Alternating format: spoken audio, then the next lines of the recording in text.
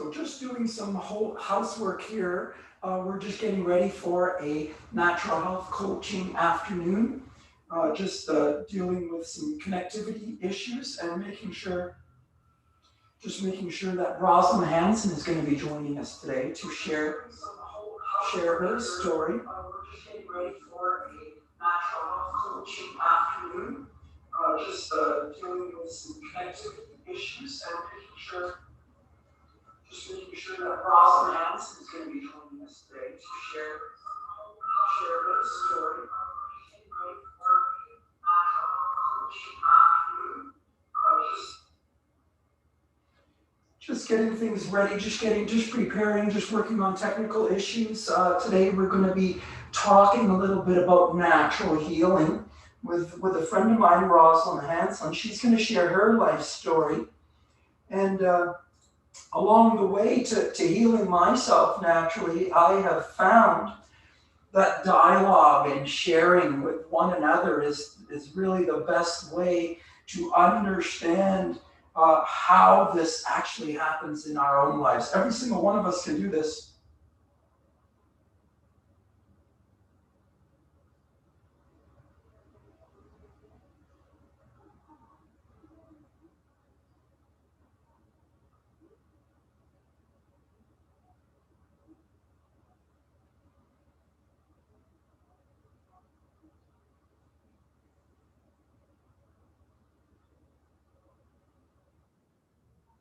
So Rosalind's just seeming to have some connectivity problems right now. Just working on getting her into the room. So sorry for the pause. Just give me a moment to set up here. Good morning, Robert. How are you doing, sir? I'm well, thank you. Good, brother. Good to see you. Just waiting on Rosalind. Just waiting for her to get online here. She's having some connectivity issues. So maybe if we have to change and go on another channel or not here. I don't know why she would really be having any problems. We've spoken on Zoom, her and I before, so I'm not sure why.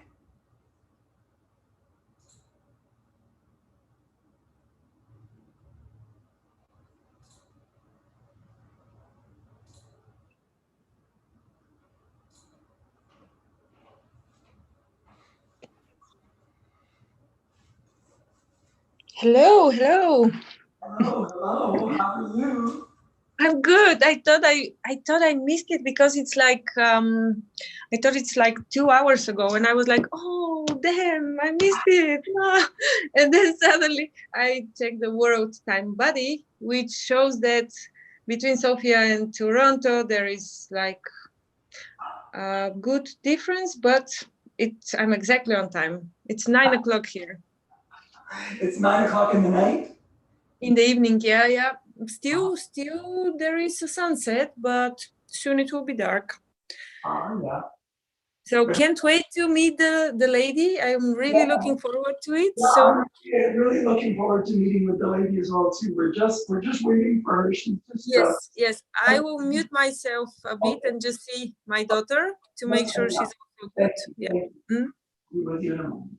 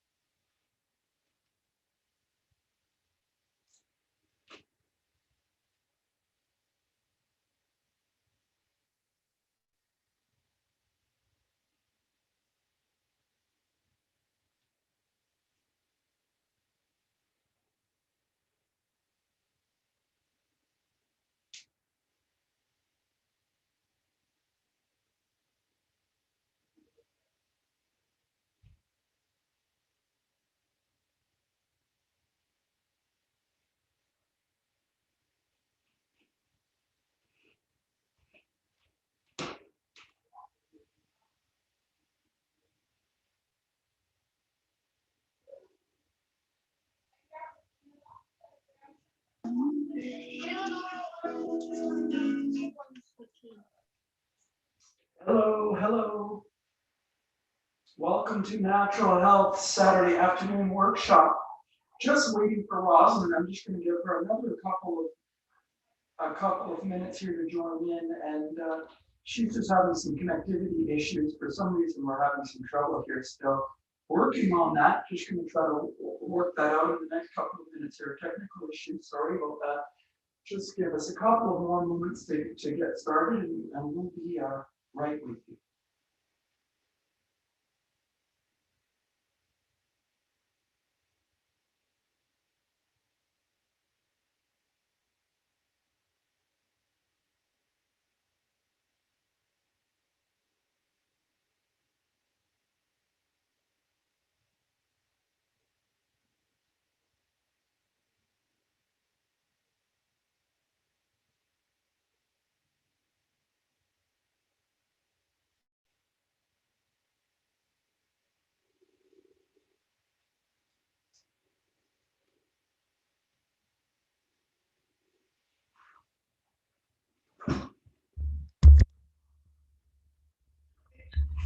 Says, do not leave this meeting. I'm trying to figure this out. So what's this? This is just Messenger right now. This is just a Messenger contact right here. I'm not sure why we're not able to connect through the Zoom. We've done Zoom before, though. Right. I clicked. I don't know why. I asked my son to come over here, and I go, "What do I need to do?" Because they do Zoom. The last time I did Zoom was with you. Yeah. And that was a couple of years ago. Oh, wow. So I don't know if I'm updated, but there's a couple. Should it really be a problem with? I don't have a problem with anyone using Zoom for any reason. Okay. So I don't see why you would need anything special at all. Nothing's opening up. It is opening up? No, nothing. It just keeps doing this little. Yeah, rotation thing. Yeah. Huh. And even though you've rebooted your computer, and stuff like that, have you tried that? I don't know what to do. Start your computer on and off. You're like me in the computer.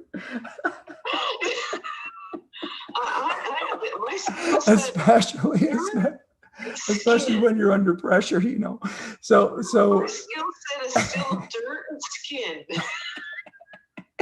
So maybe just restart your computer. We're going to get started over here just with a little introduction. If maybe just restart your computer and see if you can come in through. Yeah, turn it off. The whole thing. Shut it right down. Restart the computer, and then see if you can turn on and get back in to join with us. Okay. I'll give that a shot. Okay. Message me back here if you can't find the way.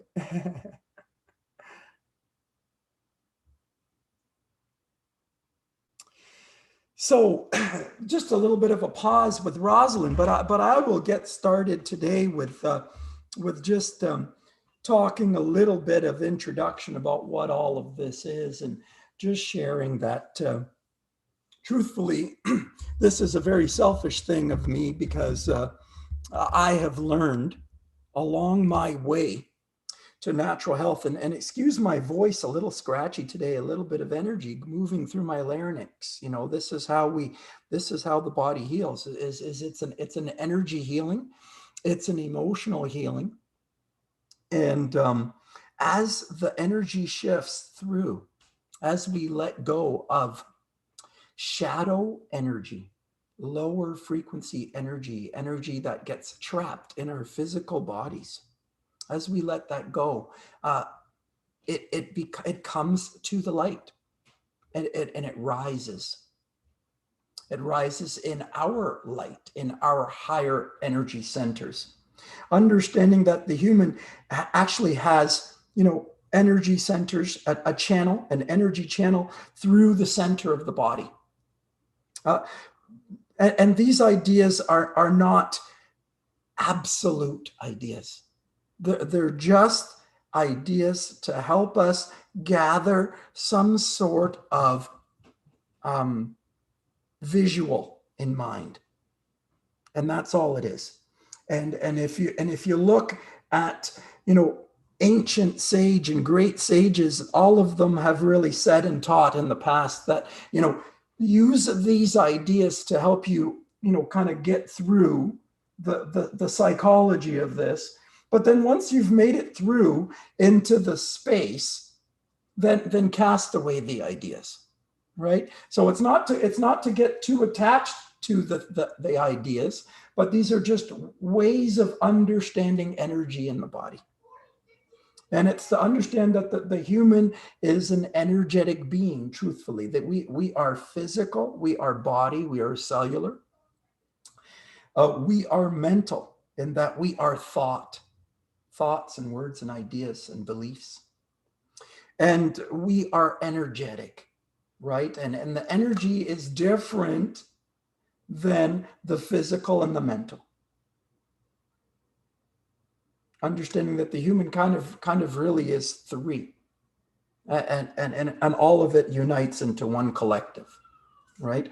And the energy or the emotional bits of the human,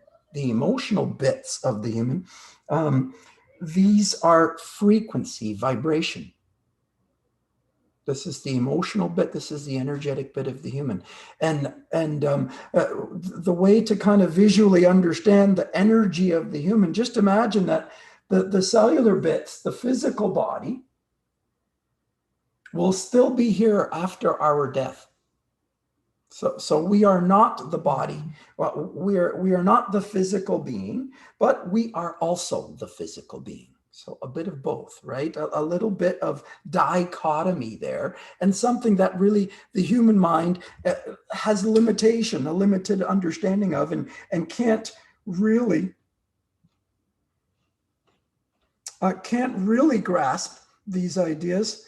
But as we meditate on these ideas, as we sit with these ideas, as we sit and speak about these ideas, as we talk about these ideas, the mind gets some sort of grasp of it, a little bit more of a grasp of it, right? So it's to change the world map inside. And it happens through dialogue and interaction with new ideas. It's a sharing of new ideas. It's listening to another and hearing another's ideas. It's sharing your own ideas. It's bouncing your ideas against another one's ideas and seeing how they mesh. It's hearing another opinion. It's contemplating the other opinion and sitting there and thinking, what do I think about that other opinion? Contemplating it. And this happens in relationship. It's the place where it happens. It happens through relationship, because in relationship, then we have trust for another. And when we have trust for another, that's when we listen to another. And then when we listen to another, that's when we contemplate the other person's perspective of the situation. And this helps us to unhinge our energy, right? Like I said, the human is not the physical body, because when we die, the physical body remains. The human is not the mental body. We are not just our thoughts. We're not our thoughts. We can change our thoughts. So if we can change our thoughts, then we can change who and what we are. We are not the mental body, but the mental body is us. We are not the physical body, but the physical body is us. We are not only the emotional body, but I would say we are, more so the emotional body or the energy than anything else, because after death, this part is gone. What part is gone? The brain is still here. The brain mass is still here. The physical body is still here, but the energy has left. The emotions have left. The life has left the being and body, right? So we are more, to me, we are more the energy than anything else. We are more the emotion than anything else. When I ask you, how are you today? You say, I am well, I am happy, I am sad, I am the emotion. The human is the emotion or the energy. More than anything else, if we can be more one thing than another. Sit with those ideas, right? But the human must, to heal the body, what I have learned is the human must honor the physical self. And the human must honor the mental self. And when the human honors the physical and the mental self, again and again and again and again, through practice over time, that the emotion or the energy is risen or changed, the frequency rises, the human heals. The frequency rises. The frequency comes from low, it comes up. It comes up in energy and in vision and through the heart chakra, through the higher chakras.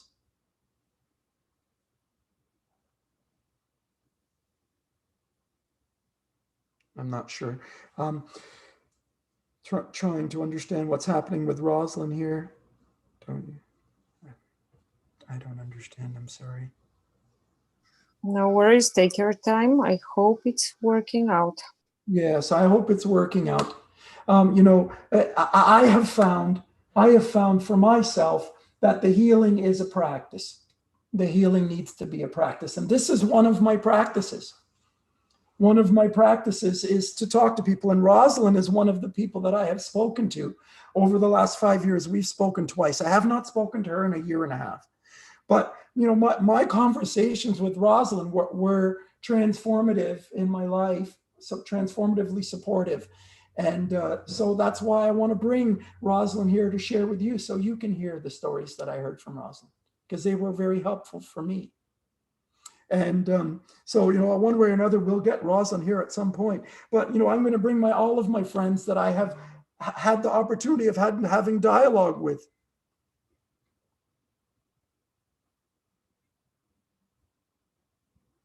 So that other people can have dialogue too, and I can have more dialogue with them. Because selfishly, when I talk with Rosalind, I find it's beneficial. So I would like to speak with Rosalind. And I find speaking with everyone, not even someone that knows more about natural health than me or anything like that, just dialoguing in loving interaction with my wife or with my children or with a client or with a friend, just listening to another is healing. That's love. Just being there for another is love. And we are love beings. We are the energy. We are the feelings. We are the emotions. We are the love. And when we do loving things, when we are the ear for another, or when we share an idea to another that the other needs, that the other may benefit from, that's giving love, sharing love. As we do this, we bring ourselves back to love and we rise up our frequency, and so we heal. It wasn't a time, but keep pumping back to the time of the guest list. I'm sorry, I'm not sure what that means. What guest list?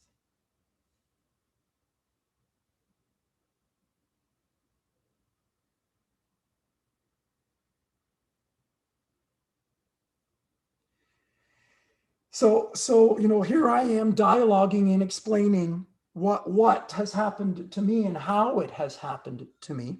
And that's helpful for me to gather clarity. And as I get clarity and being able to explain myself more clearly, that's helpful for others as well too. So helpful for me and helpful for others. It's a practice. It's a practice of engaging with your life in a loving way. So I am practicing love for all aspects of my life. This is a mantra. I am practicing love for all aspects of my life. I am practicing love for all aspects of my life. Just to say it and repeat it.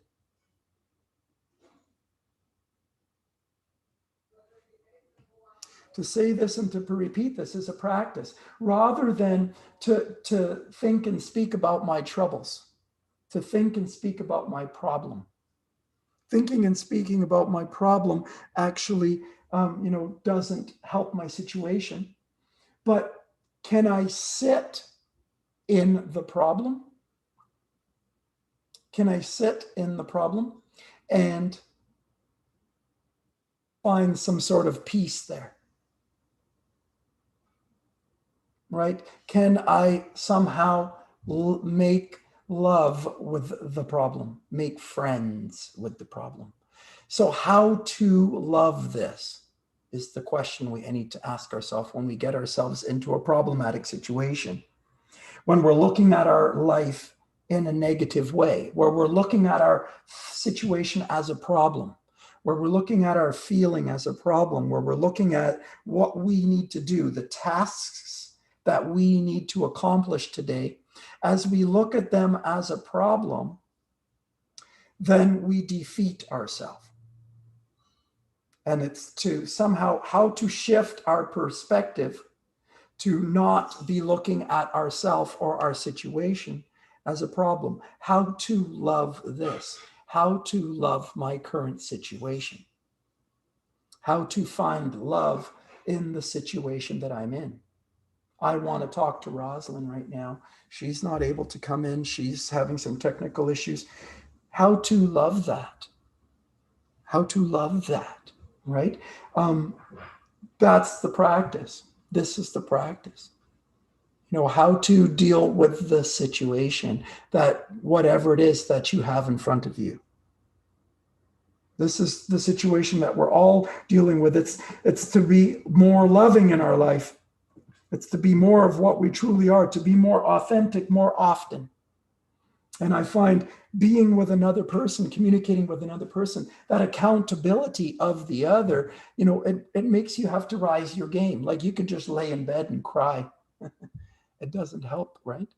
But when you have to be accountable to someone else, you kind of pick yourself up and you get up there. And even if you're not at your best, even if you've got a little laryngitis today, or something is not feeling its best, or something's going through your body and life that's not really easy or comfortable in your life right now, even if you're dealing with something with your wife or your husband or your children, or something emotional is going on, or even if you're being criticized, well, it doesn't matter. Like, you have to sit in this and feel it, and like how to be loving in this uncomfortable situation, whatever it is. We all have problems. We all have a problem. Is it health? Is it financial? Is it emotional? Is it relationship? Is it technical? Is it technology? Is it nutrition? Is it exercise? What is, the problem? What is the thing that's standing before you? What is the thing that's standing before you? And we all have to kind of pick up our cross. We have to pick up our responsibilities and live our life and do what we need to do. And that's, picking up your responsibilities. I need to be here. I need to be here at this time. I need to be accountable. I need to have a dialogue. I need to have a conversation about these things. We need to have conversations about these things. So you need to make a commitment. I'm going to make a commitment to Saturday afternoons. I'm going to make myself vulnerable and available and vulnerable. I'm going to share openly and honestly. I'm going to be transparent. I'm going to answer anybody's questions. I'm going to be there for the other. I'm going to listen. If somebody else wants to listen, I'm going to share. I'm going to make sure I have something to share. I always have something to share now, because I've learned that just speaking about what's going on right here, right now, in the present moment, that is valuable for me. And speaking with other people, hearing their response, that was valuable for them, even if all I did was just listen to them.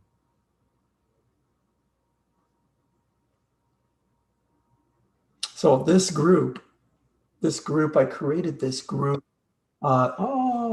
Wonderful. I created this group. This group was created. All right. Hello there. Hello there. I can't see you. We got it. But no worries. We've just been talking a little bit. we've just been introducing this program, and I'll just let you settle down for a moment because I know I like being in a busy traffic jam or trying to rush to get somewhere, what that feels like. So let's just first start off this group the way that it's supposed to be started out, and it's supposed to be a group of being present together, a space to come and be present together, right? And we've got 5 of us here today. You and I are have the video on. If anyone else feels they want to turn on video and join in, that's wonderful. And if not, that's okay too. And if anyone here wants to share and talk, wonderful. And if not, that's okay too. And I'm comfortable to share and talk. And if anyone wants to, please make yourself vulnerable if you feel like you want to. This is what it's for. It's for us to come together and work through our things together and talk to each other and talk about what's going on and try to get a deeper understanding of what's happened. Because look at humanity. Look at us locked down in our homes, running away from a germ, right? This is, and the solution is a chemical. The solution is a vaccination. The solution is a drug. This is what we're told, right? Look at humanity. Look at humanity. Cancer, heart disease, obesity, diabetes, mental health, digestive problems, sleep problems. Where to go? Let's talk about the list of problems. Divorce, bankruptcy, relationship problems. It goes across the board. The human is breaking down from what we know, from the way that we're living, from the things that we've been told, from what we've learned, from what's happened to us, from what we're thinking, saying, and doing. We are creating a mess. Look at the mess. So something is wrong, human. Something is wrong. And we need to come together to talk about what is wrong, and not to listen to what's in the media, but to talk to each other. Well, what do you think about this? This is what I found. This is what happened to me. This is what I heard. This is what, what do you think about this? What do you think about that? This is what I saw. This is what happened to me. This is my account. Here's my share, my personal account. This is how it's been. It's been an oral tradition. It's been a sharing from one to another. This is how love has gone. And this is what has to happen right now. The flower grows through the cracks in the concrete. Right now, we are being forced from being able to interact personally. That's being limited, and we're being driven into this space where we have to be online. So we need a way and a place that we can come to and find safety and an opportunity to talk about the things that are most important to true human health and wellness. True, authentic human health and wellness needs to be shared, and it needs to have a place for that to happen. And I hope that place can be here. Saturday afternoons at 2 and Sunday mornings at 11. I'm doing it in my group. That's what my group is for. I'm going to invite my friends. Hopefully my friends will pop in and out whenever they can to come together with us and do what humans do and practice being what humans are. We're breathing, moving, feeling beings. Breathing, moving, feeling beings. We need to come together and freely breathe and move and speak and share together lovingly. That's what we're doing here today. So I want to open up our day today with just a breath together. Let's just take 5 or 10 breaths together. And then my friend Rosalind, I'm going to introduce Rosalind to come on and share after. Let's just do 5 or 10 deep breaths together. Let's breathe collectively together. Let's come together in this moment. Let's practice bringing our energies together with intention, loving intention for all of us here. Loving and healing intention for everyone. Let's come together and breathe for 5 more focused breaths together.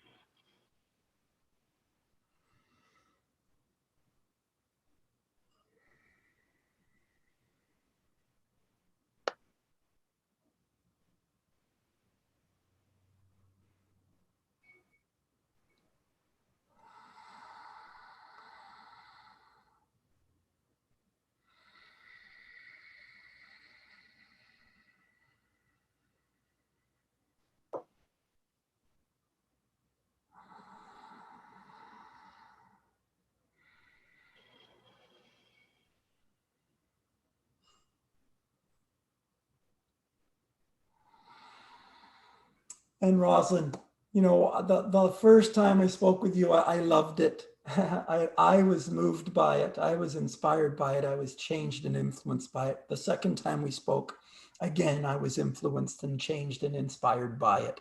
So this is why I said, let me have Rosalind come here and speak to my friends, because she's an inspirational person. Just her story is. So, could you please share freely? I'll say, I would love for you to share some of your story, whatever you would like of your story to be. And I'd like you to share something about you and your life, because I love you and your energy. I love what you do. What have you learned? What do you do? Why do you do it? And what do you want? What would you like to tell the people in this group about health and energy and healing and being your very best person? Freely, as long as you like, love. Just share, please. Sure. Well, the wealth of knowledge has always been in finding and seeking my own truth and using the tools that I find that come from nature to develop or create the creativity of my intuition, and felt like information as something that I play with to keep things interesting. I always, we always make a goal, or we'll say a New Year's resolution. So for myself this year, I wanted to explore some health modalities that might be in question for a lot of people.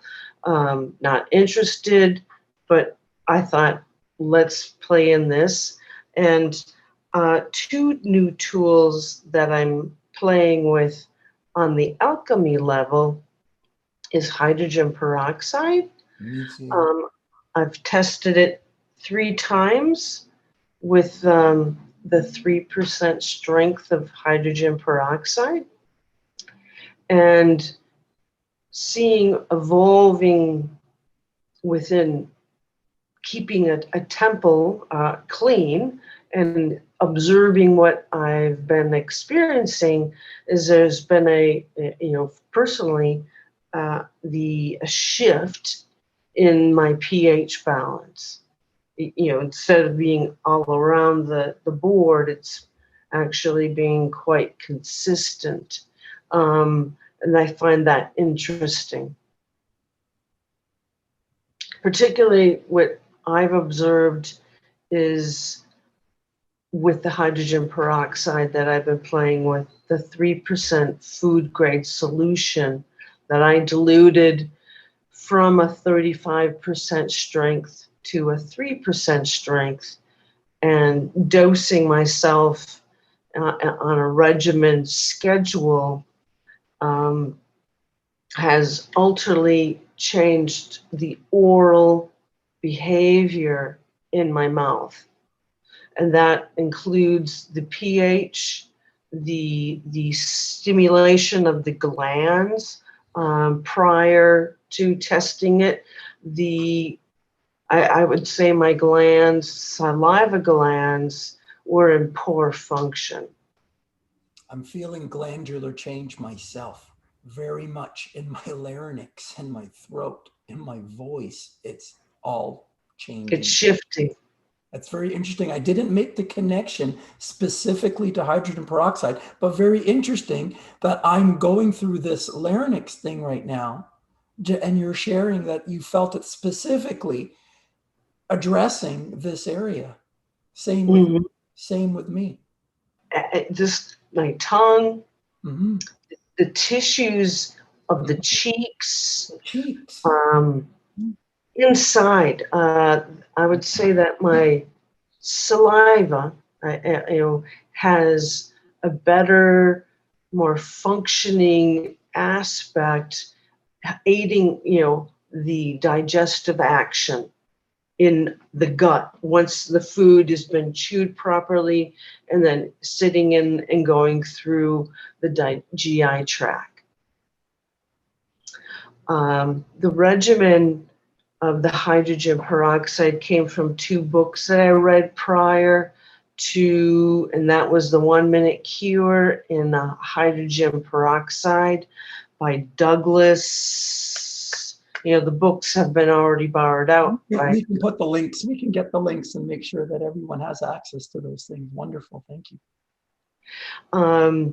So on the first test, I took a hydrogen peroxide protocol of 10 drops, 3% strength, 3 doses throughout the day. So 1 in the morning on an empty stomach in the afternoon, and then later in the afternoon, another dose.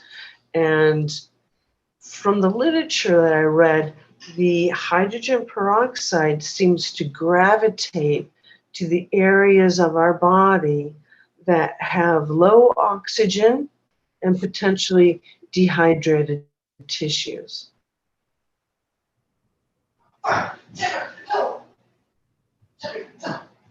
Sorry, son in the background.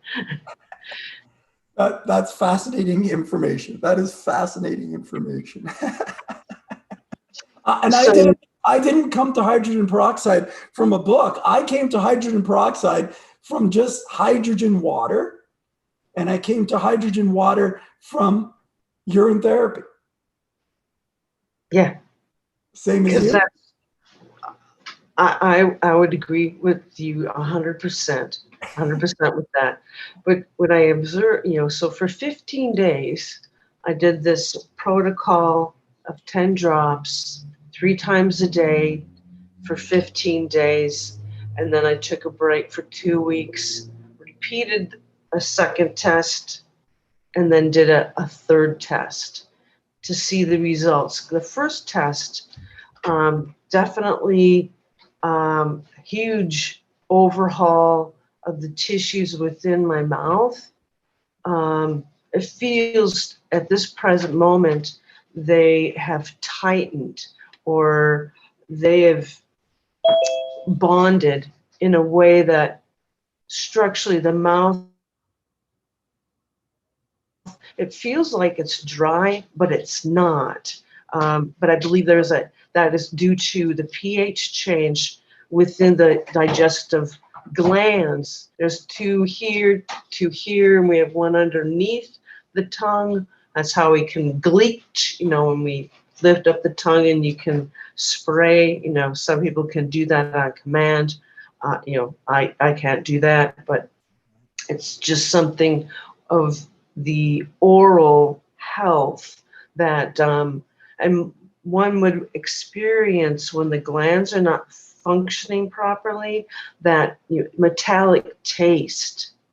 Where you gotta, I asked the question, where is that taste coming from? Sometimes, and we will be compelled to eat something to rid that sensation of metallic or dry mouth within the tissues of the mouth. So a lot of the time we're triggered to eat or drink something or do something orally, and the reason is something glandular, or there's something, you know, there's another reason, something in the digestive tract that's irritating. Well, these glands in the mouth are part of the process of how we digest, particularly when we're chewing, because this is the first place of digestion. You know, the stomach is just a storage house where it gets churned, and there's some acids that come into play, or particulars functioning. When we get into the duodenum of the digestive tract of the small intestine, we have a valve for the pancreas putting its secretions in the bile duct and the liver. So depending on what we're consuming, that these functions glandularly are participating in that proper function of what we put in, because the body has this innate ability. If we're having a starch, the pancreas, increases its function to secrete insulin. And there's, a certain herb that assists in this function, and that is burdock. A burdock tea helps stimulate the pancreas, because burdock naturally has insulin within its structure. They call it an enzyme. And I've played with, burdock leaf as a tea in my healing journey. As have I. Very interesting. And burdock also plays with the hippocampus in the brain and our pituitary and pineal gland. And isn't that surprising? Not surprising. And particularly taking it like when the moon is in our sun sign, which is another thing I've been playing with for the last, 6 to 7 years now, or maybe a little longer, of how and when I fast, and the certain conjunction of enzymes that will help facilitate a certain release of hormones that allow the body to do what it does to awaken itself. We've heard about the dormant, cells within our body that get illuminated at a certain process that happens within our body. And I find that the moon phasing calendar directs us quite easily of, deepening our understanding about the whole process.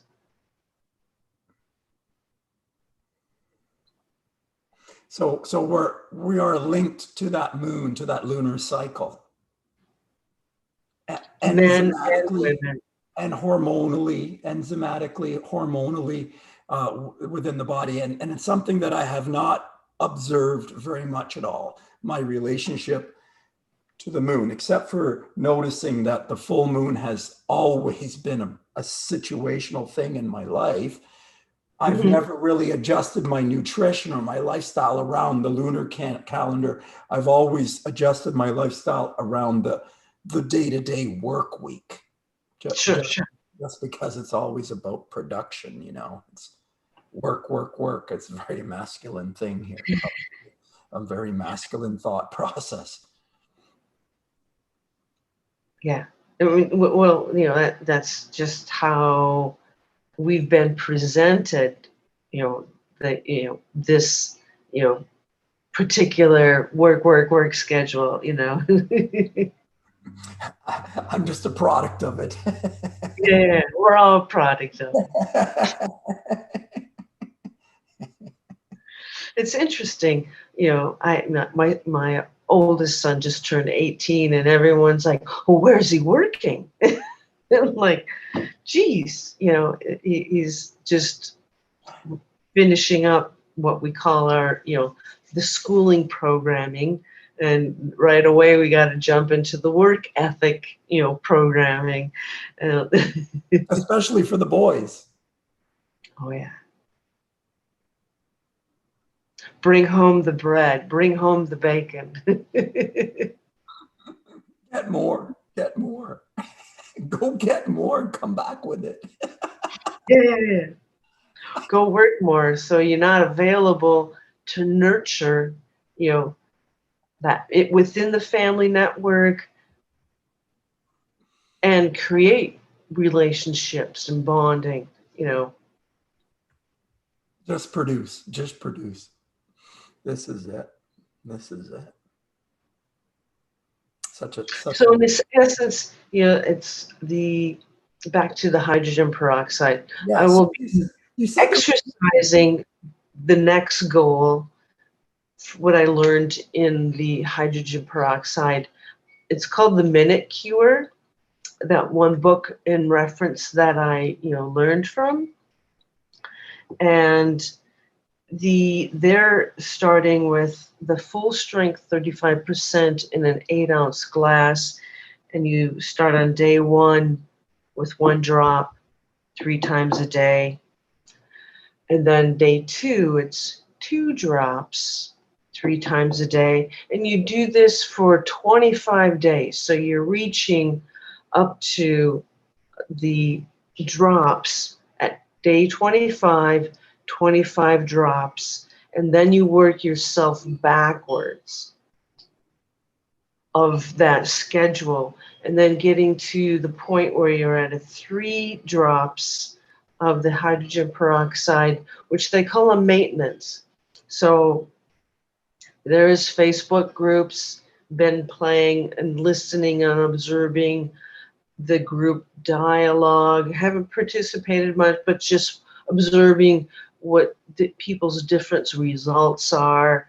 And I can identify and create a dialogue with the mouth changes or oral changes that I have felt just in working with the 3% solution of exploring and observing what I have learned from the hydrogen peroxide. Besides taking it orally, I also have added a teaspoon. First, it was a half a teaspoon of peroxide in an enema, and I'm at the present date now using a teaspoon and a half in my enemas that I usually practice once, twice a week. And that definitely has been a game changer. Ooh, nice. With the hydrating and probably awakening those tissues as well. Interesting. Wow. What a share. Thank you. Glad you told me to do that. Yes, I practice another Shivambu or / urine therapy practice. So with an enema, Right. I'm adding that peroxide to boost or emphasize, and it's very thoroughly cleaning and cleansing to the bowel tissues. Very nice. I've changed. I see a better bowel change. Also, less flatulence. Lots of mucus comes out afterwards, but just a nice change in also the food cravings have utterly stopped. Utterly have stopped. I've noticed that as well too. A big change in my need for food. I might think of a food and I'll say, I can taste that, but my mouth says, and I'll spit it out. And my mouth does not enjoy crunchy things anymore, though I went to my store and I was out of Miswak sticks, which is something orally that you use to clean the teeth, but it has a very nice enzyme structure that is healing to the GI tract. That's fulfilling in 2 ways. I get to chew on something and doesn't want me to reject it, and I get the benefits of remineralizing my teeth, because that's a part of my personal health goal, is remineralizing the teeth and function of the saliva glands being stimulated in a way that toothbrushing alone just doesn't do.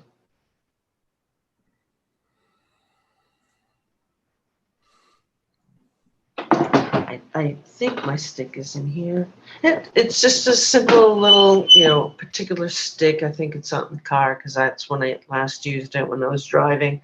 So apologize. But I purchased them from the store. They're $1 a piece, and they last probably between 15 to 20 days because I'm quite regular at chewing on the stick. Say instead of chewing on used to be the habit, we'd go to the movie theater and get the bag or a bowl full of popcorn, and I just, have a miswalk stick, and I can be satisfied with that. Much better. Yeah, healthier choice. Better. And the second thing that I'm playing around with in this, 2000 year of experimentation is a new product. And the short of it, they call it BOO, but it is, I believe it's out of Canada too, is Black Oxygen Organics. It's the company, and it is working with, I believe, a peat bog moss like structure. It's powderized, pulverized, so it's into a powder, and it dissolves very nicely in the water. And I've done that for 10 days, and I got a sample of it, and the results were very profound. I enjoyed it that I purchased, the smaller bag that they have. It's like 250 grams of material. That should be coming in a couple of days to play with some more. On a more, structured note of how much I took, how frequently I took it, and then also the application on the skin, because our skin is our largest organ of absorption. And this content of material, BOO, has a lot of minerals. And I see the skin, our pores are like little mini mouths, so we can bypass the GI tract and just go straight through the skin into the bloodstream, and then targeting where the bloodstream goes, and that kind of just hit or miss gets everything within our body. And also I observed, because I wasn't taking the hydrogen peroxide during the sample product of the BOO, a very similar oral change in the mouth. Like it bumped it up in another level of how my mouth feels. It's very interesting. It's very new, and I just keep observing what I put in my mouth.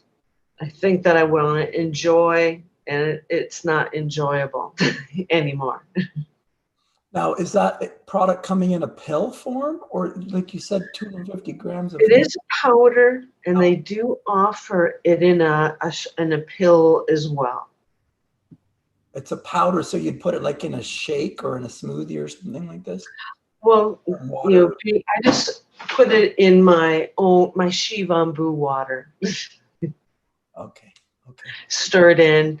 I've experimented with washing my eyes with this little protocol, and definitely for about 4 days afterwards, there was, constant. I mean, one would say, oh, I've got conjunctivitis or something, but I didn't have any itching or redness within the eye, but the eye, both the outer duct, which is usually not common for people to feel or observe that it's purging, but the inner duct, most people are aware that purges.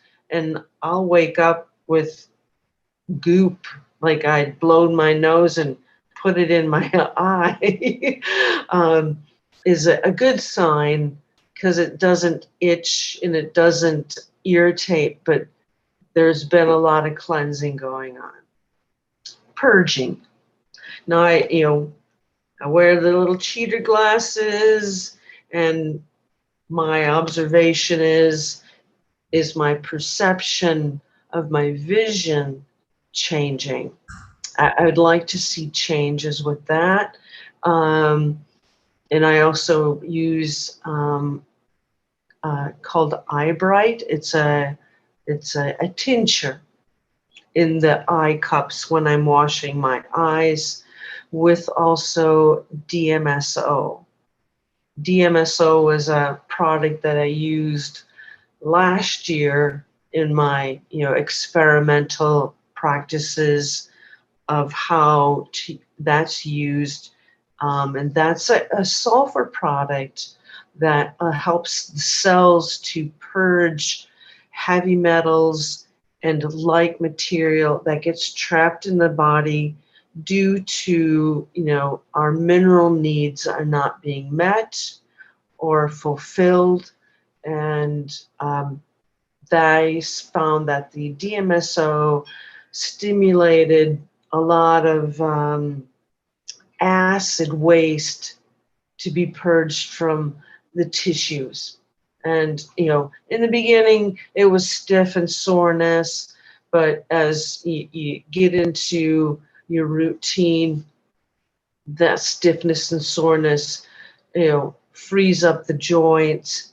I felt it in the joint of my right knee and my neck, but that has completely dissolved or ridded that stagnantness that we might experience, like a muscle fever, like you worked out too hard, a day before or two, and you have that residue of stiffness, but you still can move. But an expression I use is muscle stiffness, muscle stagnation, muscle fever.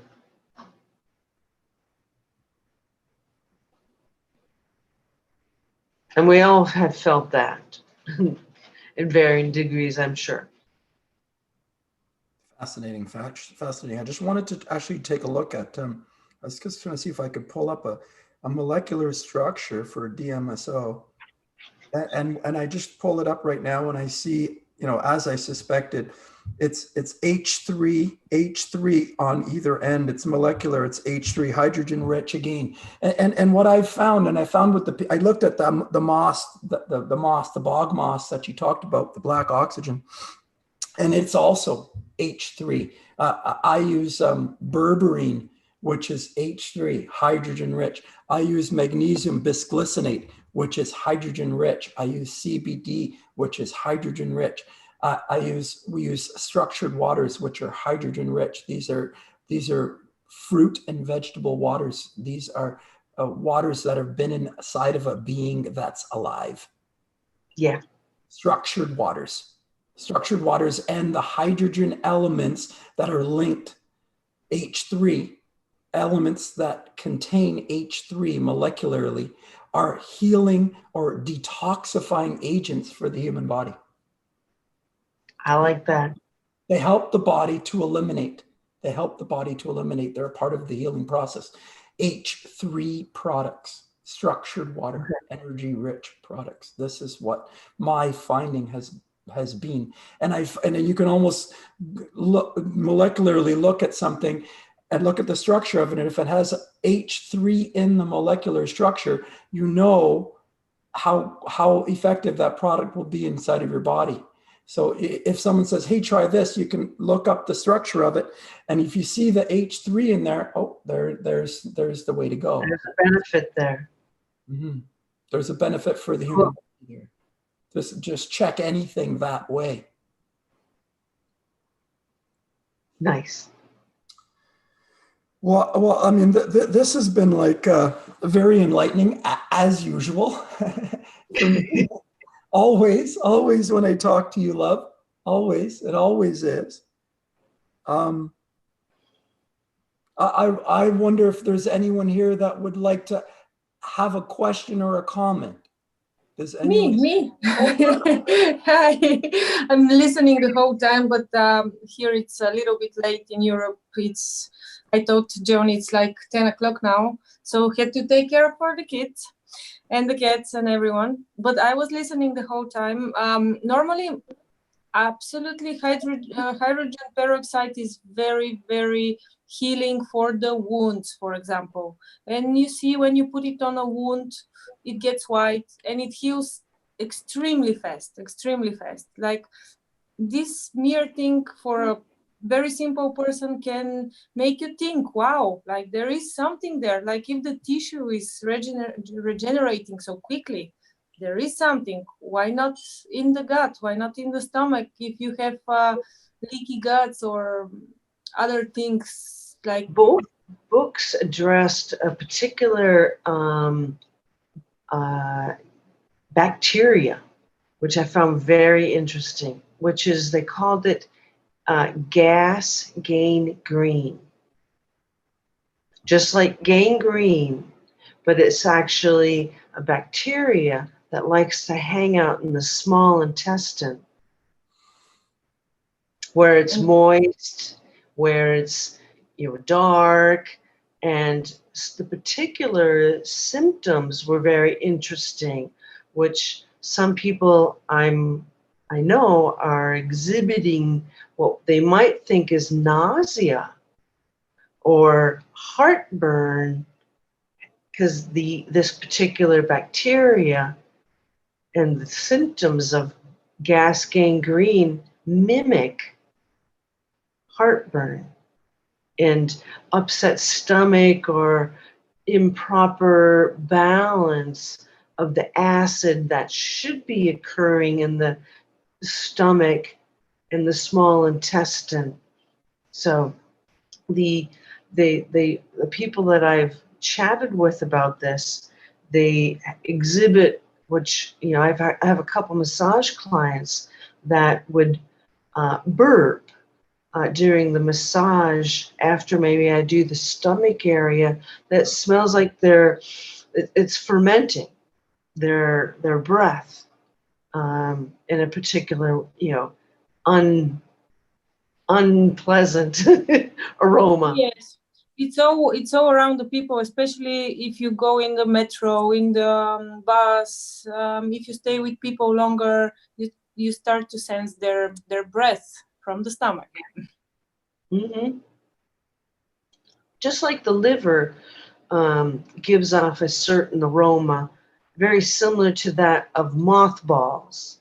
People will use in their clothing if they're storing their winter goods, so that the moths or like insects don't destroy that clothing. Yeah, it's very famous here as well. Yeah.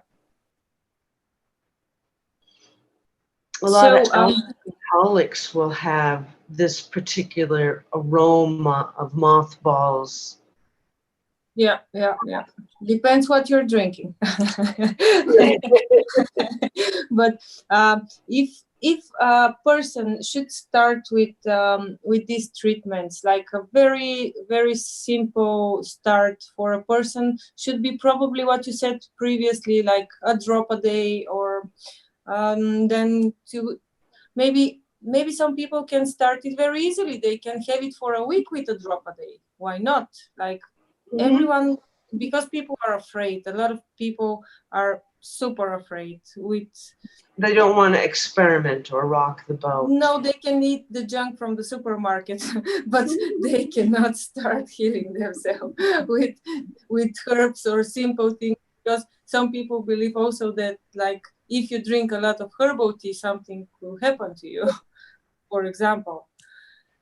So Right. it's very, working with people is very, very gentle subject, especially with their mentality, trying to shift it. I agree.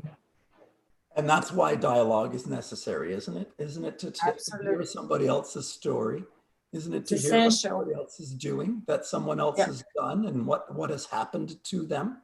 Isn't it what we need to share with each other? Yeah, this is what I wanted to say. I will forget. Sorry, I just want to say this.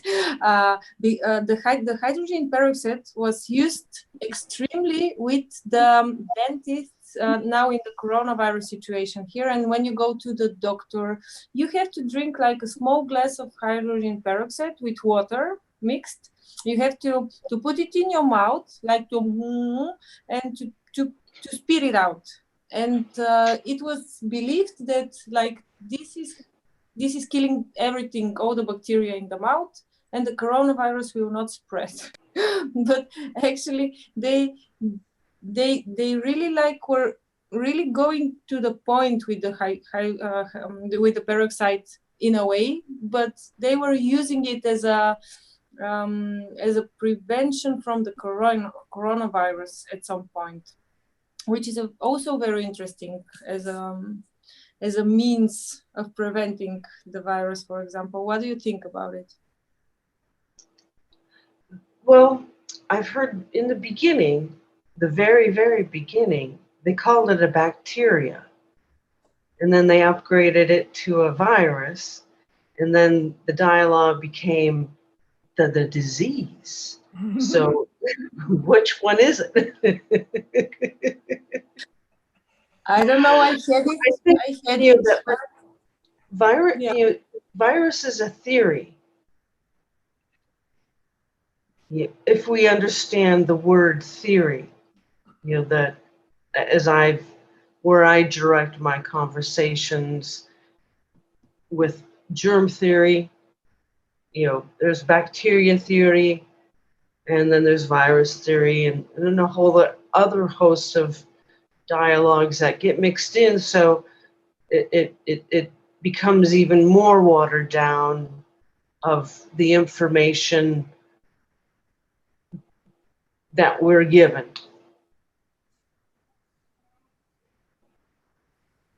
It's crazy. It's a lot of wrong information, a lot of right people. People should make their own investigation. But this kind of corona, whatever it is changing a little bit your cellular, not maybe the DNA structure. Because I've noticed this in my body as well after I had it. It was starting to make some little changes, but of course, like when you work energetically, then you're aware of how to work with your body, especially when you're asleep. It was I really quickly like started to get a hold of it, and just to prevent the further development of how you say changes to the cells or to the structure, which is it's designed to do this for sure. I experienced it personally, but with the hydrogen peroxide, it's very interesting how you can probably starting this treatment, you can help your cells to regenerate, and it's very interesting. Maybe I'm saying this for the one that will listen it later after this. Maybe if you start with very small for a long period with the small dosages, this will also be something that will make a change probably. I am personally, I am taking it, and I am also not very like drastically, but I have a communication with this. You have a subtle connection. Yes, and I can feel it's a gentle detoxification that you can handle. Yep. It is working for me personally, but I don't know, and I really couldn't understand in the beginning when you said the 3%. What is the 3% of the peroxide? What does this mean exactly? It's the dilution. I mean, it's a diluted version. You know, like food grade hydrogen peroxide does come in a 35% strength, which will, you know, burn. Yes. They say a feeling of burning, but the skin just turns white. And of course, there's a lot of dialogue that you can hurt yourself permanently. And, with the diluted strength to the 3%, you might feel, the bubbling in the mouth, but it's not so strong that you're going to burn the interior of your mouth. I mean, But do you buy it or do you create it for yourself? I purchased the 35% strength because I can get that at a local store. I have the same. I have the same. Yeah, that's why. And I keep the 35% strength in the freezer because it doesn't freeze. It will help prolong its shelf life. Oh, does it have to be kept cold? It just allows it to be, it doesn't have to be cold. It can be in the refrigerator or the freezer. I just tucked it in the freezer because I had room. Didn't know that. I never knew that. I transferred it into a glass amber bottle and threw it in the freezer. Nice. Versus the plastic. Yeah. I will try this tonight to see. And so, and how do you make it 3%? How do you know it's exactly 3%? So, in volume of distilled water, that'd be 3 cups in 3/4 distilled water.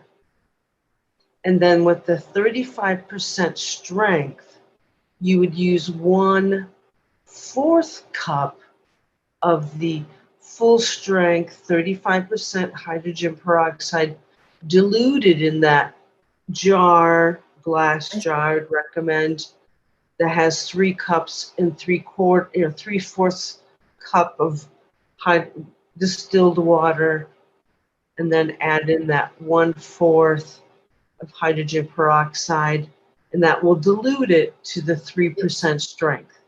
I see. Okay. I got it. So it's not really, it looks like it's full, but when you add the hydrogen peroxide, it will be 4 cups of diluted 3% strength hydrogen peroxide. Okay. And then you can, yes. All right. And then I'll use an eyedropper, or what I need in there, I have a 2-ounce bottle eyedropper, and then I take the 10 drops, controlled drops, and count them out, or less. Do as you wish. Yes. People can try different. Like everyone is different. But the mucus that comes out. This is very interesting also to be observed. Yeah. What I noticed, it wasn't. I wouldn't say it was the immediate, but maybe 6 hours later after I did my first enema with it, streams of mucus came out, and I was just like, yes, this, and usually when I'm doing my enema routine, I like to go dry,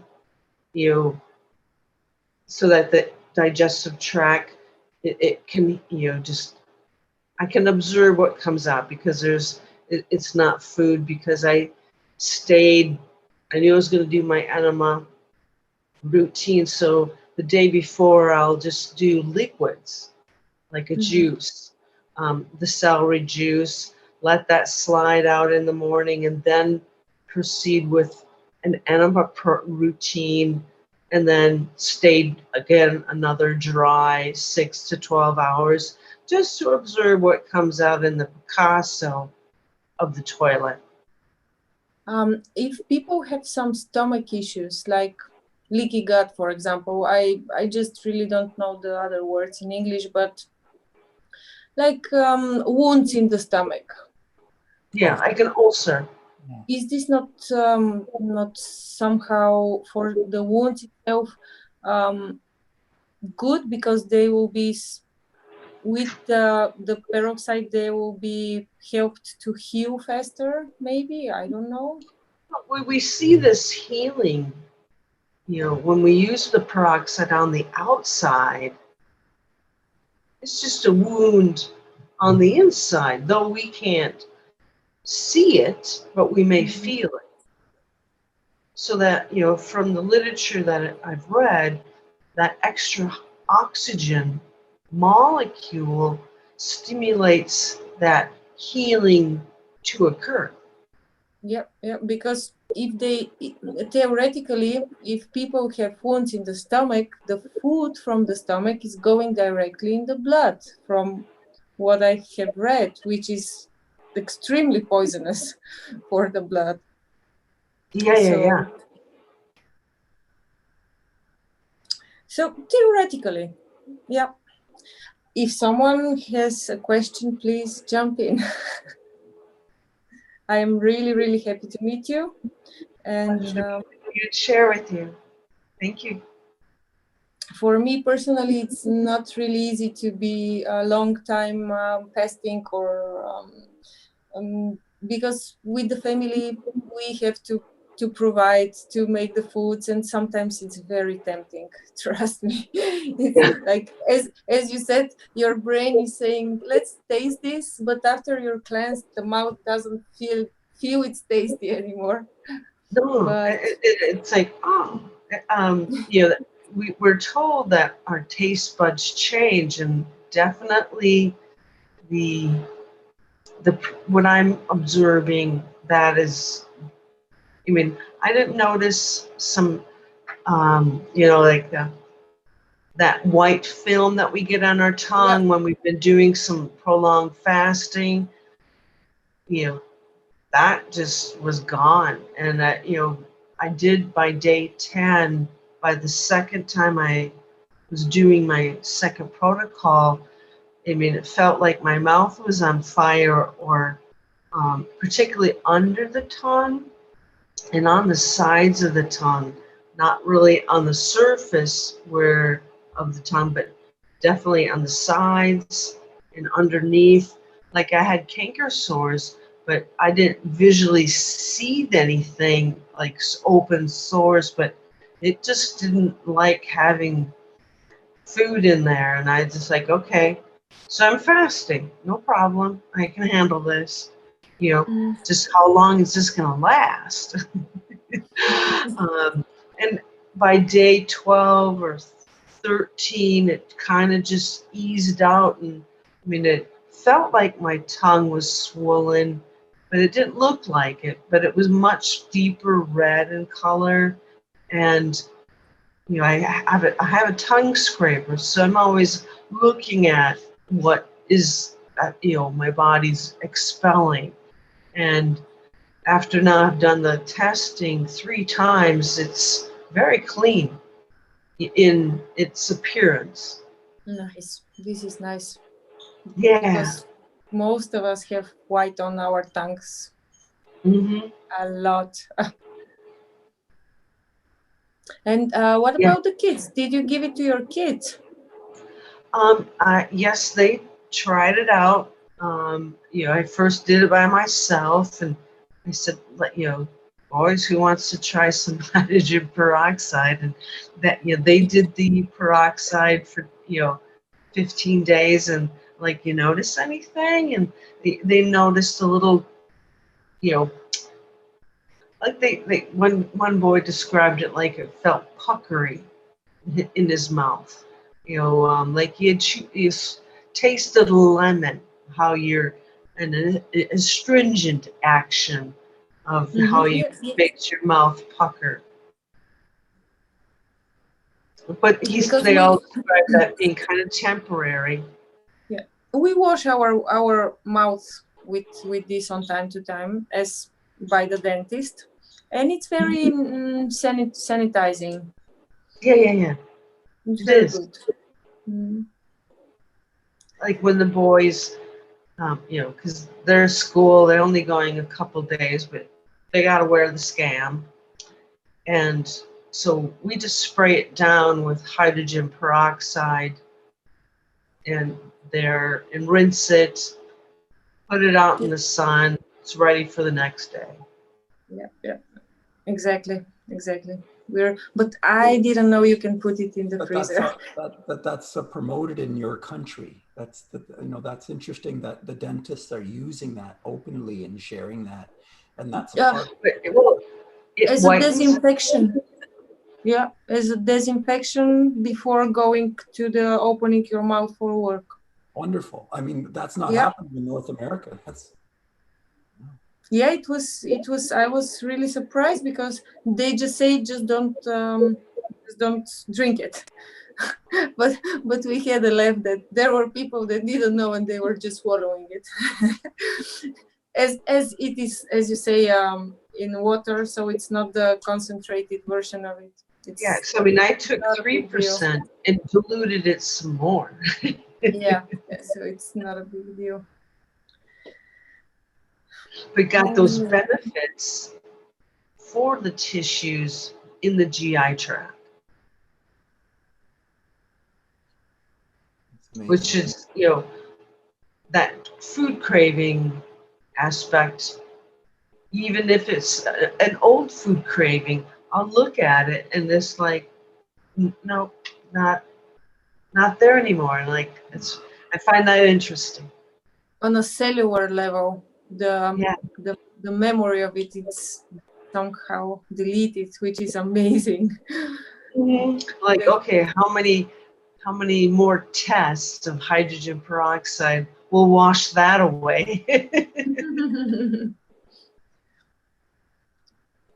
This is amazing. I would really like to share with you this at some point after a while. That when I have the smell of pizza, like I don't feel the desire. For example. Yeah. You have to practice. We have to practice. Yes. And And observe. Fasting. The best part is observing.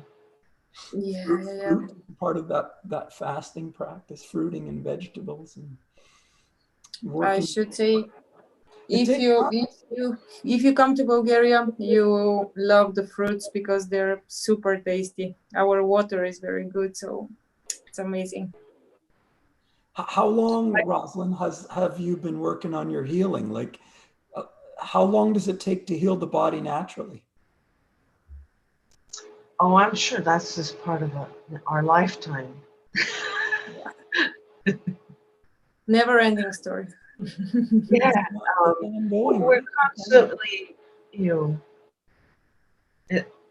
we're constantly kind of being inundated with, the influences of processed food. And if we don't know what that is, and they might give us that ingredient list, but is it to full truth, that we're relying that they're being truthful about what is in the content of the product. You never know. They're saying what's allowed to be in the content of the product. Yeah. What's supposed to be in the content of the product. Yeah. Anyway, now, it was really interesting. I'm also playing with the hydrogen peroxide in the garden. Oh. There's it's a page, and I just found it when I was, just Googling, and it lists the recipes that I described to you, how to dilute to get lower strength, but there is even on this page how to dilute the 3% for the benefit for plants, because they benefit also, on the plant and in the soil, because hydrogen peroxide, they address it as what do you want to call it, an humidity or additive to help oxygenate the earth. The soil, nice. And I've been have playing. few plants. I have few plants that will probably enjoy this. Didn't know that. Thank you. Yeah, you're very welcome. The like seedlings, it helps seedlings. Like, well, what I'll do with seedlings is I usually will put them in my mouth, like cucumber and tomato seeds or the bean seeds, and marker the seed with my own DNA from my saliva, and then plant it. So those certain plants will, so to speak, gear their development with that information. Ah, nice. So like my sons, they've done, one son really likes cucumbers. So, he got the cucumber. The other son really likes beets. And, and the other one likes beans. So like, I need your saliva. Nice, nice. This is amazing.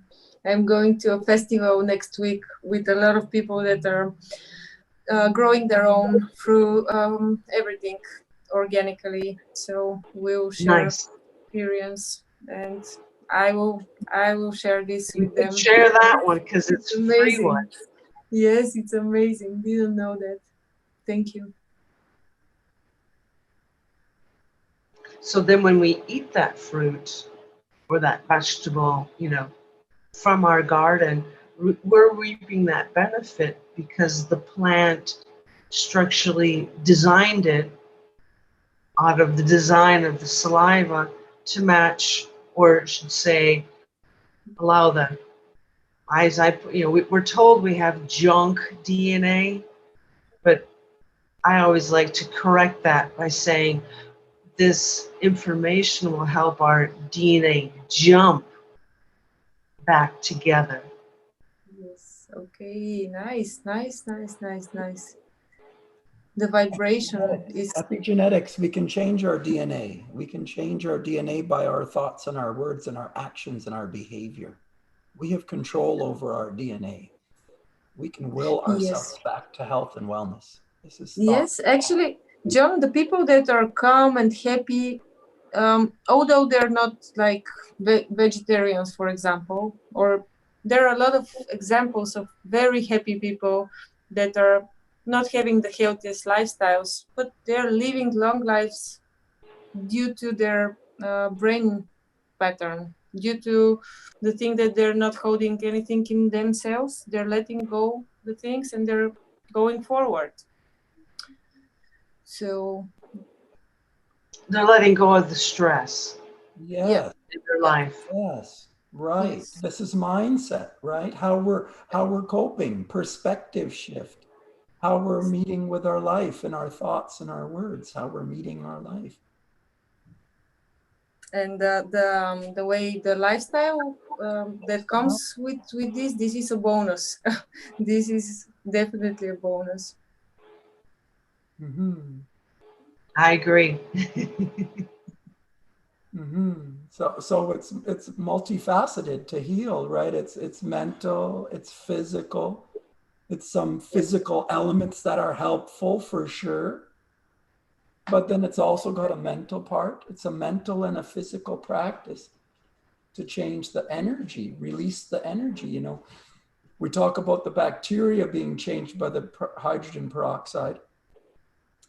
And we talk about that physical purging, like there's a physical elimination with detoxification, that mucus release, that bacteria release. There's a physical release, but then there's also like a mindset or an emotional release. Do you feel like there's a lightening up of the spirit or soul, or even in like you may even process some different thoughts and things when you eliminate like that?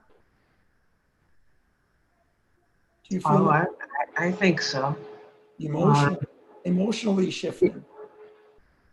Well, just like on the bacterial level, I mean, we might have an overgrowth of a bacteria due to, the lifestyle choices. And we just need to, those other bacterias get depleted. And what I read in the hydrogen peroxide books is that it brings down that imbalance of the, unhealthy or overgrowth of a certain bacteria that makes us crave the carbohydrate processed foods or the sugary processed foods that, I do want to taste something sweet. Say it's a banana, but like, nope, it's not a banana. That's, and it's not a piece of sugar that I want, but it's the watermelon, that my body's craving. In which, we're just on the cuff of, most of it I think is coming from Texas, the watermelons that are here in Minnesota, but they are very nice. Been enjoying it. Watermelon is a wonderful way to do it. Wonderful way to do it. And this is it. I find that there is a bacteria, a waste, an elimination of something. That's detoxification. Some mucus, some bacteria, some physical waste needs to be purged from the body. And along with it, there are some thoughts and words and habits and emotions that are also associated with it. So there is an energetic shift that happens along with this removal of bacterial waste from the body. So it's physical and mental. Detoxification is physical and mental and emotional elimination. It's an energetic shift in the body.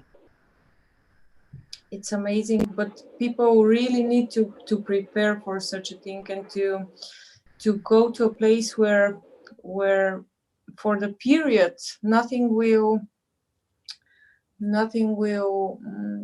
how you say, stress them from their everyday life, because it's very Substitute. Yes, it's very, like, to start this change, you will really need maybe to change your place energetically. The place where you live cannot support you into having this process for yourself, because the vibration that surrounds us is very important as well. I really believe so. I really believe that if you have neighbors that are quarreling the whole time, for example, which I don't have, but I know how it can feel, or like people that are smoking and drinking next door, or like some kind of vibration, and our bodies energetically are 18 meters in diameter, so we can sense so many things around us. It's really, especially when we cleanse, we start to sense on further and further. So a lot of that is also to shift the perspective of that. So when that's going on around us, to meet with it and think, like, this is happening. How can I find peace in this? Sometimes people need help for these steps, really. Even like for shifting the perspective, like when you go to the mountain, when you meditate somewhere, like you recharge and you go to the place, and then you have the strength to start shifting your perspective. But yes, a little break from it, a little vacation from it. You need a little exactly, like a retreat from it. To like, something little, just to change the to bring the vibe to the place that is torturing them, for example. Or I'm thinking of different things, because I really wanted to write some things in like very basic, because for people that are struggling and they do not believe it's possible, for example. Something, it's an exercise that I'm just starting to, I do sun gazing. Do you sun gaze? Yeah, I do. I make a wish at the end, before the sun goes down. I always make some wish, and it always comes true. Just not for the $1 million. I'm joking. So this exercise that I learned, I'll have to send it to you, John, and you can link it up, because I'm not I don't know how to do that cut and paste thing, but it's a vagus nerve reset exercise. And the exercise can be done laying down on your back or sitting up. And for 30 seconds, you look to your right, that might be looking opposite, but I'm to the right really hard for 30 seconds, and then to the left for 30 seconds without moving the head. So I'm on day 5 doing this little vagus nerve reset. But my idea was like, could this be done to help aid the sun gazing and doing this exercise, stimulating those organs that are on the vagus nerve? That would be, our heart, our lungs, our liver, spleen, pancreas, kidneys, bladder, because it's all Connected. I'll show a picture. This is an old photograph or a photocopy of a anatomy picture from a 1788 anatomy book. And you can see 1788. This is a long time ago. yeah. And they were making This this is connection. the vagus nerve that coming off from the brain here, over this side, and how it travels and wanders to, our heart, our lungs, stomach. Sorry, I'm trying to keep it still. No, it's visible. It's very good. You can see it. Okay, I'll just back it up, but this isn't just, it was a beautiful drawing, but as you can see, I drew in pencil. It looks like a head as well. So on this side, there's the eye, the nose, Yes. the mouth, the chin. Yes. Yes, you And can see the head. On the that back is, side of the mouth is the kidneys, which mhm. the kidneys are the tasters of our blood and filtering what we need and what we don't need at that given moment. All innervated by the vagus nerve, and this was known in 1780. So for hundreds of years, people have known that information, but that information is not shared. So it's suppressed information. We're not learning about that in school. Why is that? Is the tree of life, part of the, down here, this is what I've observed personally, is this, the sigmoid colon. I do visceral manipulation techniques of body work. So I play with the organs. And when one particular set of vascular is the biliary vein that is in and around the bottom of the sigmoid colon, and it feeds directly to the liver, the spleen, and gallbladder and pancreas. And they call these organs the biliary organs. But if you scramble biliary, you can also write out library. And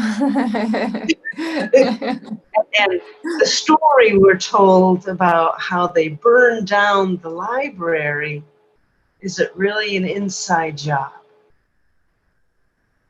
Where the liver doesn't filter the blood properly, or as I call it, the liver is the washing machine, and the kidneys are the spin cycle, separating our cells from the ultraplasma, filtrate.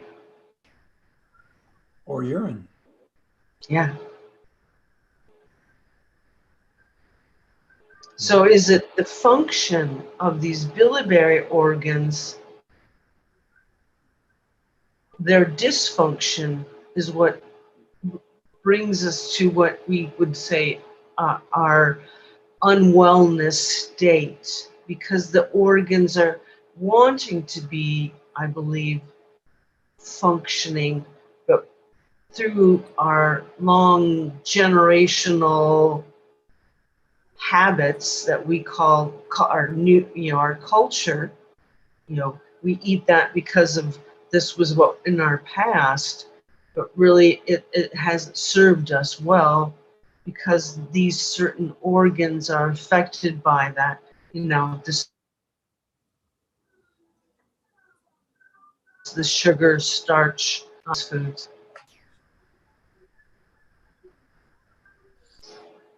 And how these convenient foods, objectively have, a nice taste, but maybe not a nice effect on those particular organs, especially the pancreas. Explain it to the kids. I've been preaching to my 3. Yes. But with time and personal example, I'm sure that kids are also like thinking about it. And especially my daughter today, she was like, oh, I was like, do you want some pizza from the store? And she was like, no, I want to eat only vegetables today. I want to feel energized. And I'm like, oh my God, good. And she said it in front of someone else. And I was like, Vicky, is this really you? So we got watermelon. Beautiful. Good. Yes, very nice. With the personal example, step by step, slowly, things are turning good for everyone around, the people that are sustaining this, and you can feel that the person is cleansed and very alive, and it's giving you good vibration, good energy. So the one that's not really wants to have this as well, like subconsciously probably. So it's very important to be a good example around maybe the family as a start. Having it presented in a way that is convenient too. I'm getting lettuce from my garden, and washing it and cleaning is a process. But once it's available and they know it, they pull out the container and they can eat a handful of lettuce and call that their snack, and like, cool. Yes, or a tomato or something, and it tastes organically, tastes good. It does not taste like pesticides, which is No. also something that we meet a lot in the tastes of the let's say commercial shops. I really have to go. I'm so thankful. I would really, really love to speak with you and John again, and everyone that's here. I will leave this conversation open from my side, and we'll wish you all the best and hope to speak soon again. Awesome. Thanks for the questions. And I thank you for everything, for the energy especially. Thank you. I'm excited. I'm excited. Thank you. Thank you, John. Bye from me. My daughter is knocking here, needs me. I need to go. Bye-bye. Bye. Bye for now. Bye.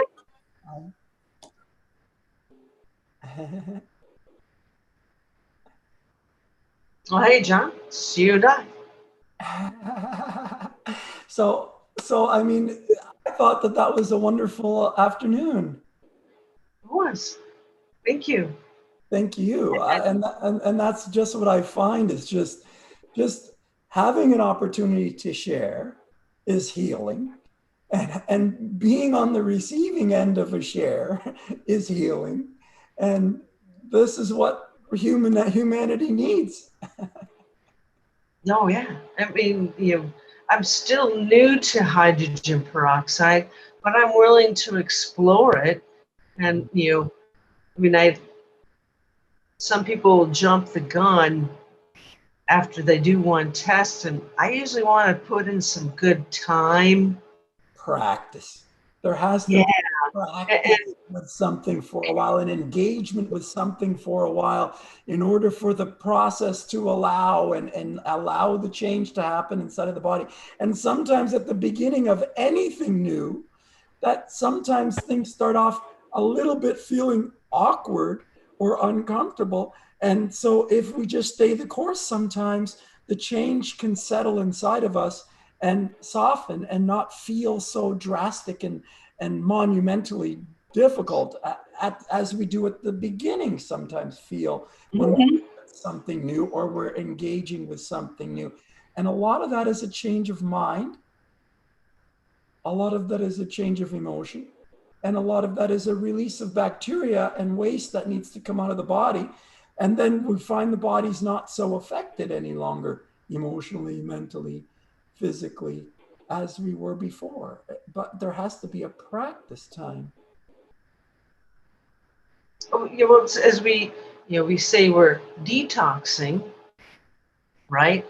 But and at the same time, that's a healing crisis. You get one and the other. This is it, a healing crisis. This is the thing. So, like your larynx is in a healing crisis. Having a healing crisis. Yes. I would suggest getting yourself some slippery elm. You drink that. Yeah. It's very similar to like taking psyllium, but slippery elm is the inner bark of a certain tree.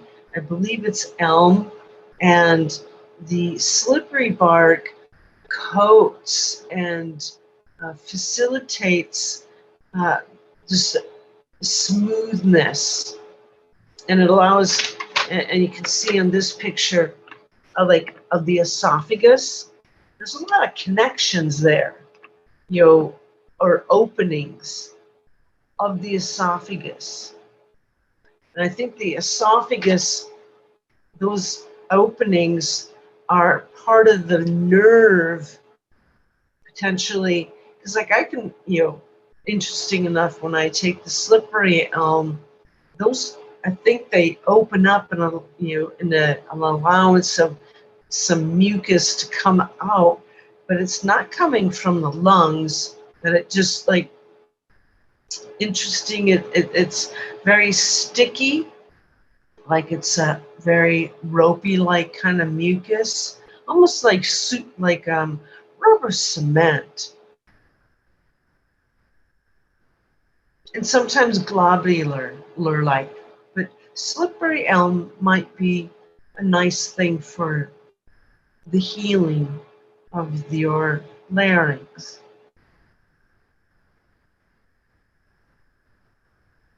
No, I love that suggestion. Thank you. The elimination, the detoxification, the healing crisis. The healing crisis is the actual elimination part of this emotional and physical and mental shift or energetic shift that's happening inside of the body. And this is natural healing, is kind of working through those crises a little bit. And that's, I think, a big part of why people don't want to try or don't want to do, because, why do I want to sign up for diarrhea? Why do I want to sign up for feeling like I need to go and lay down and have a headache? Why do I want to sign up for that cold temperature or those cuts in your mouth or the wiggly teeth or the pains, aches and pains that you get in your body? Because that's what happens in a healing crisis. That any kind of symptom, a pimple, a boil. Oh yeah, nobody wants to. Something on the skin, terrible. Digestive system, something in the elimination, something with the sleep, something with the energy.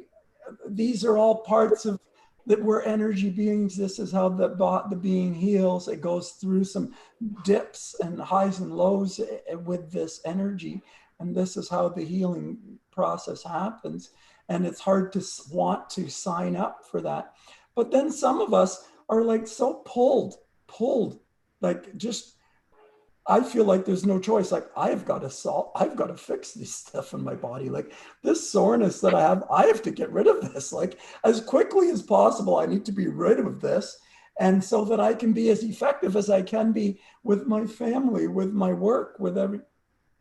Well, healing doesn't come without a cost, you know, of these aspects. Healing isn't butterflies and flowers. It has butterflies and flowers too, but it's not all butterflies and flowers. Oh yeah, even if it does feel painful. I mean, instead of saying I'm regressing back to the old pattern, it has to progress through the, so to speak, the old pattern to sweep that out.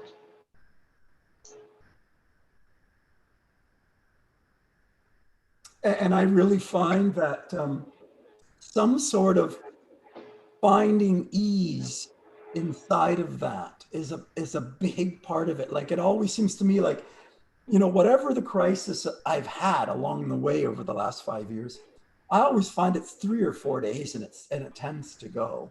Whatever it is, I mean, at its worst, it seems to be that it's 4 days. But it always seems like it's when you've been annoyed by this sore larynx, for instance, for 2 or 3 or 4 days, it's bothering you. And then somehow on the 4th day or 3rd day or whatever, at some point you just kind of sit with it and you just go, you know what? You just accept it, and it just kind of feels like it just goes away. An exercise that comes to mind in Qigong is with our left hand, we hold the head and stick out your tongue at the same time, and then cup the neck, up and down the neck, the base of the neck, back up to the acceptable ridge, all the while having your tongue hang out.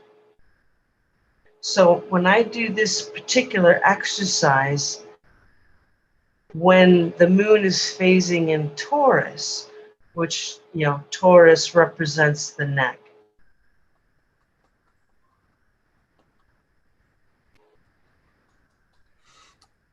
A physical practice and to be coordinated potentially with a lunar cycle or something to do with the heavenly bodies. Like there's an energy that's in this universe and it's linked to the celestial bodies, the stars, the big planetary bodies. Big picture. an energetic print, because we were born where all the stars and everything was energetically in such a way. And as the energy around is shifting, we are shifting and healing and changing and going through changes. Evolving.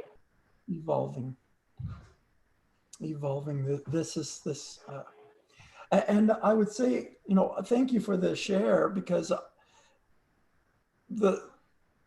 the observation of the moon and the lunar cycles and the stars and the planets and Taurus and Aquarius, like these timings, like I say, I've really been bound to the 7-day work week, and that's what it's been. So I really appreciate. We're all a little prison.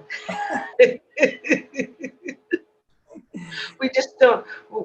We get bars, but we don't see them. Mm-hmm. We all have our blockages or things that we don't see through, or things that we're stuck in, and sharing with each other is how we find our way through. This is it. So I think we have. For having me, participate in your group. Thank you. Thank you. Thank you. Thank you for participating in my group. I'll tell you that this group is something that I'm working on all the time. I do with different people all of the time. Please, I would invite you to come along and join, you know, whenever you could. Mm-hmm.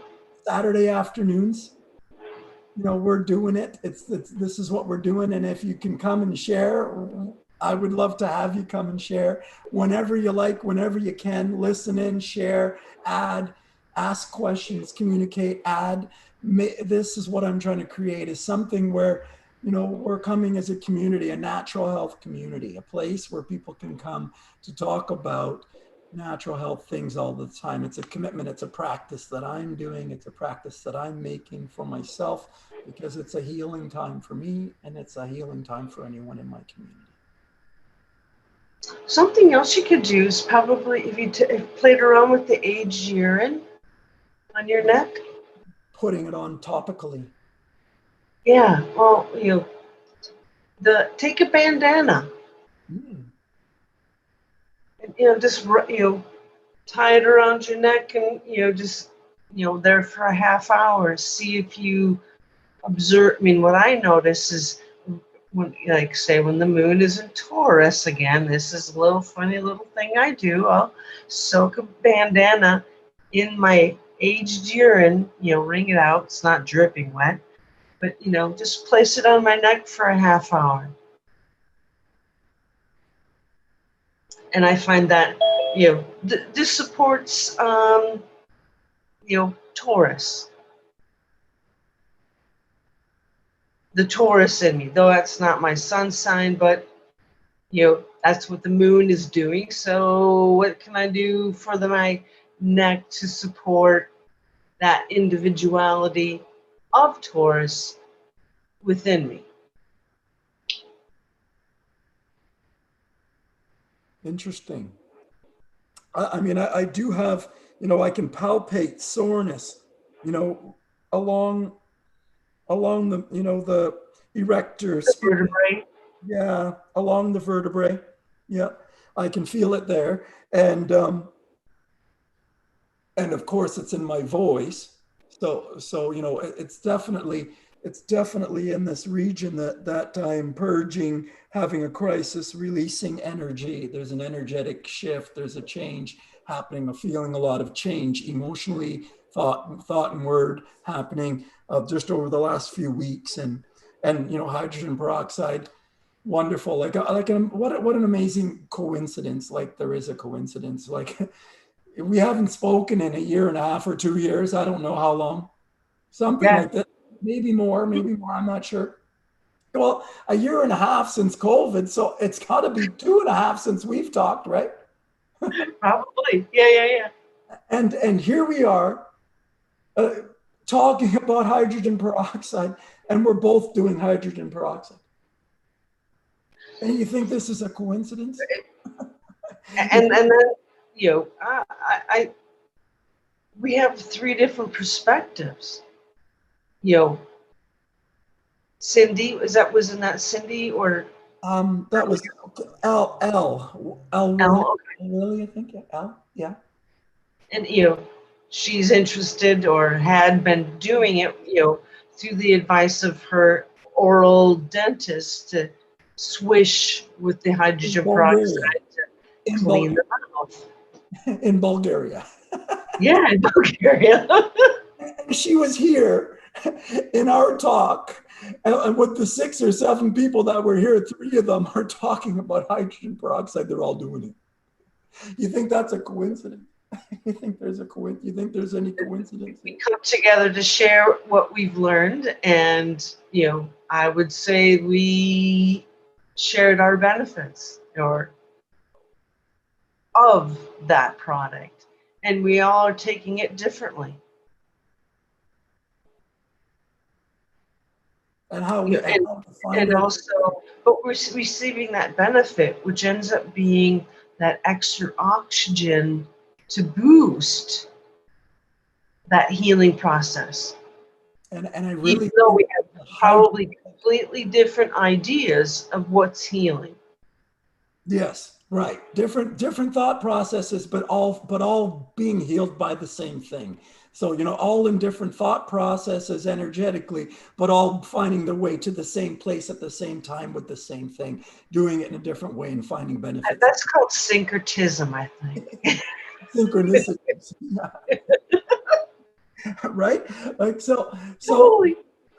follow the energy. Follow the energy, share the energy. The energy is a loving energy. The energy is a supportive energy. The energy is a healing energy. The energy is an infinite energy. Of the Most High on top of it. This is what we're talking about. This is what we're talking about. Natural healing is connecting with the greatest energies, the energies of love, and balancing these within ourselves. And this is just an in and an out breath. This is a what am I thinking about right now as I breathe? What are the thoughts that are going through my mind? This is the healing process. Heal it in mind, heal it within. It heals within our body. Change it in mind, get a new idea, practice it. It heals in the body, and then we see it heal around us in our physical reality. Change it within. Practice it and notice the change of health within the body, energetically, emotionally, and then watch in your relationships how they change. Your relationship with other people, and your relationship with food, and your relationship with substance, your relationship with your world, and shift your relationship with your world and watch your world begin to change. Change Yes. the way you look at your world and what happens to your world. Change the energy share with your world and what happens to your world. Start engaging with more love in your world. Health and love, synonymous. Our greatest self. The negativity just falls away. It can't stick to us. The shadow goes. The shadow, it's dealing with the shadow, letting go of the shadow, working with the shadow, getting that shadow out, that bacteria out, the darkness, the low frequency stuff has got to come out of the body and being. It's got to be healed by releasing this waste. Awesome. Awesome, Roz. Awesome, Dr. Roz. It was wonderful. I hope you'll And awesome, Dr. John. I hope you'll join us again. I hope you'll join us again. I hope we'll see you again sometime soon. Cool. I will. I'll look. I'll be on the lookout. Thank you. You're welcome. Bye-bye.